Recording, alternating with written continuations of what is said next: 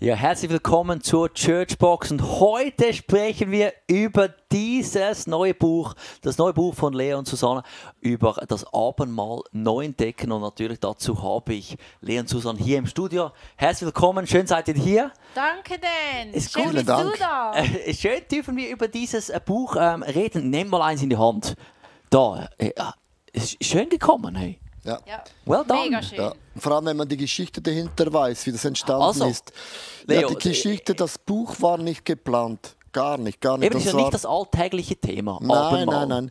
So, wir haben während Corona-Krise haben wir grundsätzlich fast jeden Tag das Abendmahl genommen, weil wir gewusst haben, wir brauchen einen Anker, weil es hat uns mega herausgefordert, in der Church keine Leute mehr da, geht es finanziell auf, alle diese Dinge. Wir haben das Abendmahl jeden Tag eingenommen und gesagt, die Freude an Gott ist unsere Stärke. So haben wir wirklich mega viele Wunder erlebt, und dann haben wir das Thema ein bisschen auf die Seite geschoben, und dann waren wir in Asien unterwegs, und aus dem Nichts heraus hörten wir Gott zu sagen, schreibt ein Buch über das Abendmahl, und das war nicht geplant, und dann haben wir angefangen zu schreiben da unten, wie verrückt in dem Sinne, und das Team war ein bisschen überfordert, hat gesagt, aber nicht nochmals ein Buch, hat gesagt, doch, das müssen wir jetzt, also das ist, sorry, es tut mir mega leid. War schon, ich war erstaunt, das war plötzlich da. Es war plötzlich da. Es war auch Aus dem plötzlich. Nichts. Es ist genau so ist entstanden. Also wir hatten auch kein Konzept von Promotion. Wir haben nicht ein Konzept. Ich habe gewusst, am Konferenz bei der ersten Predigt werde ich über das Abendmahl sprechen, und das wird das erste Mal sein, wo ich das announce, auch sage.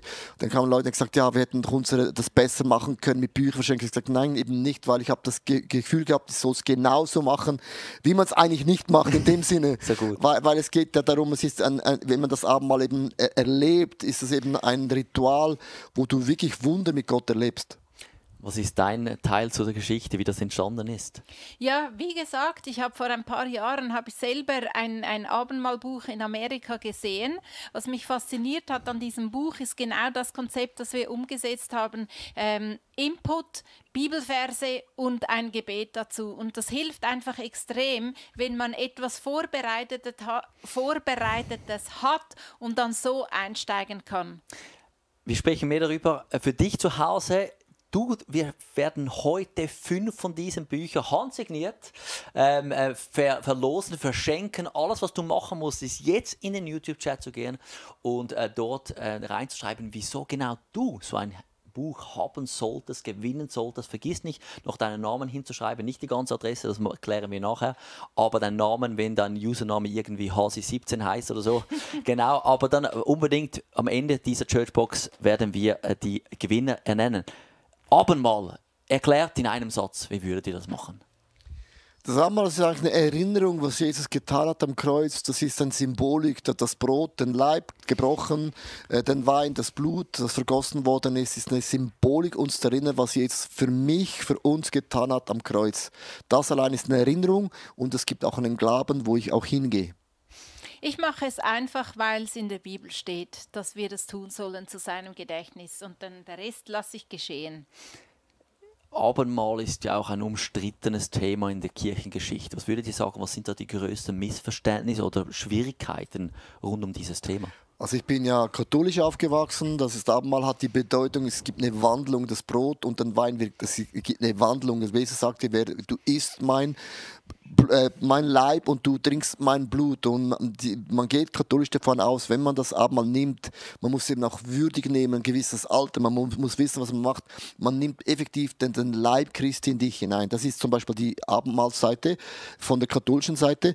Und dann sagen jetzt mal die Evangelikalen, die sagen, es war ein Essen. Jesus hat immer das Abendmahl in einem Essen, mit einer Mahlzeit zusammengenommen und hat einfach den Brot gebrochen und verteilt und den Wein auch verteilt. Und man hat sich daran erinnert, was er getan hat. Das sind zwei komplett verschiedene Konzepte.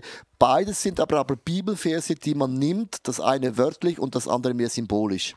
Ja, und was ich schade finde, ist, es gibt ja auch eine Stelle, wo es heißt, wenn man das Abendmahl unwürdig nimmt, dann kommen Krankheiten oder dann stirbt man. Also Paulus sagt, deswegen sind auch schon so viele bei euch gestorben. Und das glaube ich, das ist bei vielen so im Unterbewusstsein in Verbindung mit Abendmahl und deswegen lieber Finger weg. Und das finde ich extrem schade. Und gerade dieses Buch soll uns allen einen Zugang geben, einfach das Buch aufzuschlagen. Es hat ja extra 31 Kapitel für 31 Tage im Monat. Das liebe ich, weil wenn heute der 4.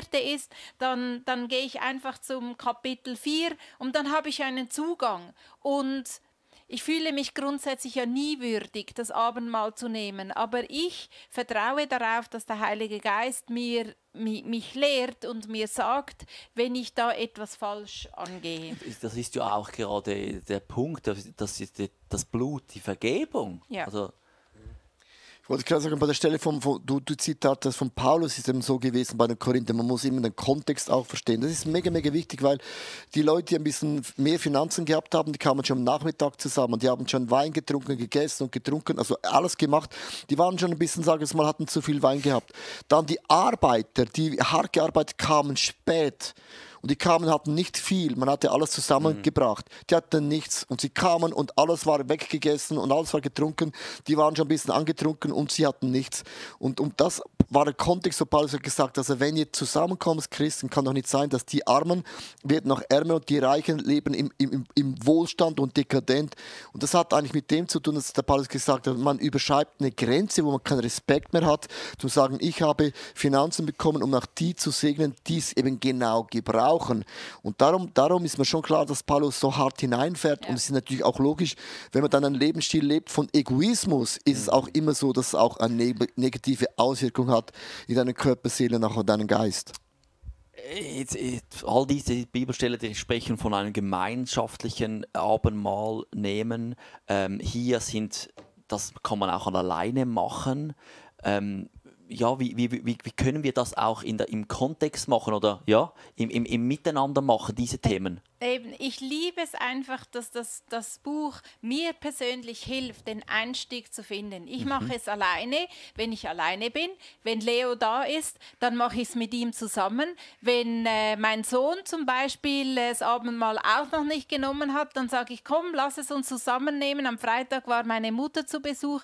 Dann habe ich gedacht, okay, ich warte jetzt mit dem Abendmahl, bis sie kommt, weil ich habe es jetzt jeden Tag auf dem Tisch liegen. Und nur schon das macht mir immer wieder, das gibt mir ein Bewusstsein und ich liebe es einfach so praktisch wie möglich zu sein und ich habe das Brot genommen, 31 Stücklein eingefroren, damit es möglichst das Hindernis zum Abendmahl nehmen muss so niedrig sein wie möglich und dieses Buch und das ganze Konzept da drin hilft einfach, das Hindernis so tief wie möglich zu halten.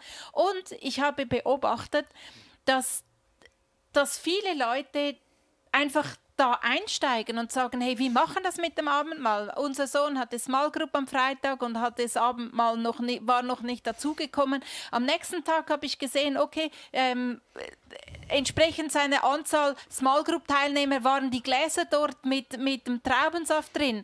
Und das hat mich einfach berührt, weil es gibt einen Einstieg, dass auch in der Gemeinschaft der Glaube plötzlich ein Thema wird. Wunderbar, also liebe Leute, ihr könnt dieses Buch bestellen online. Unbedingt geht da rein. Link ist eingeblendet, seht ihr jetzt. Und aller Erlös geht direkt in die ICF-Kirche. Und lass dich inspirieren. 31 neue, frische Ideen, wie du das Abendmahl neu entdecken kannst für dich zu Hause, wo auch immer du bist. Und Gratulation an die Gewinner. Ihr werdet die Namen werden wir im Chat posten, damit da alle das genießen können. Und das war's heute mit der Churchbox.